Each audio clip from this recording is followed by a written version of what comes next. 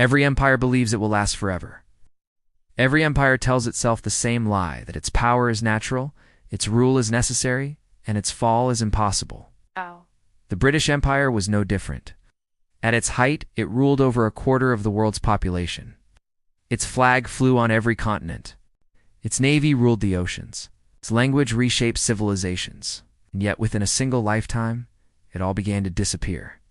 Not in flames, not in one great collapse, but quietly, slowly, piece by piece.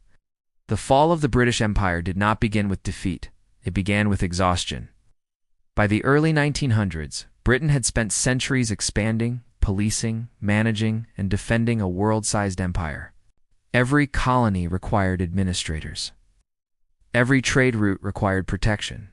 Every rebellion required suppression. The empire was massive, but it was also heavy. And the heavier it became, the harder it was to move. From the outside, Britain still looked powerful, but inside, the cracks were growing. World War I struck the first major blow. Britain won, but victory came at a terrible price. Millions were dead. The economy was shattered. An entire generation was lost. The illusion of invincibility cracked, and the world noticed. Colonies that had fought and bled for Britain returned home with new expectations. They had seen European weakness, they had seen chaos, and they had begun to ask dangerous questions. If Britain could be shaken, could it also be replaced? Britain tried to hold on. It tightened control in some regions, loosened it in others, and promised reforms it rarely delivered. But something had changed. The spell was broken. The empire no longer felt eternal. Then came World War II, and this time Britain did not emerge as a giant. It emerged as a survivor. The war drained everything: manpower, industry, confidence. Cities were bombed, infrastructure was ruined, debt piled up. When the fighting ended, Britain was no longer the world's top power. That title had shifted across the Atlantic to the United States. For the first time in centuries, Britain was not leading the world. It was following it. The colonies saw this, and they did not forget it. Independence movements that had once been whispers now became storms. India demanded freedom. African nations organized. Caribbean islands pushed back.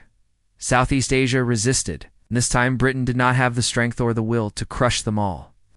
The empire that once sent fleets across oceans now struggled to manage its own recovery. One by one, the colonies slipped away. India, Pakistan, Burma, Sri Lanka, Ghana, Kenya, Malaysia, dozens more. Its departure weakened the illusion of permanence.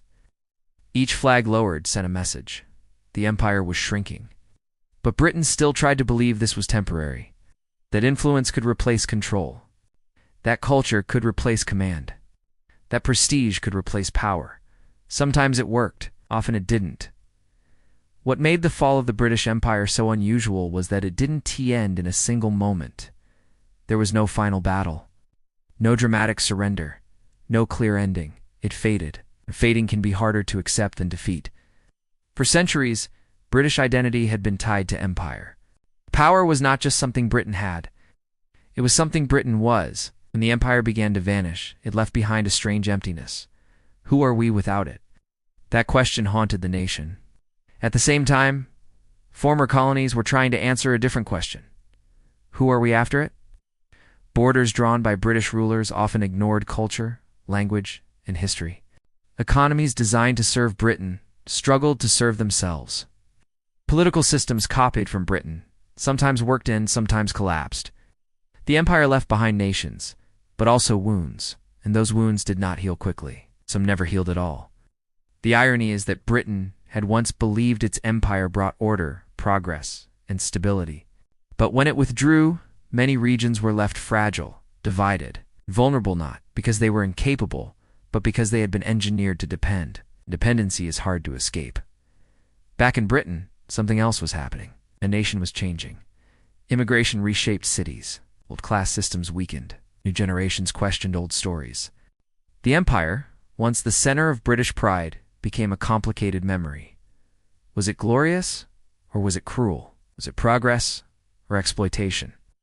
Britain no longer had one clear answer, and that uncertainty became part of its identity. Yet even as the empire collapsed inland, it survived in other ways. English remained the world's dominant language. British legal systems still shaped courts. British-style education influenced global leadership. British culture traveled through books, music, television, and film. The empire of territory was gone, but the empire of influence remained, and that raises an unsettling idea.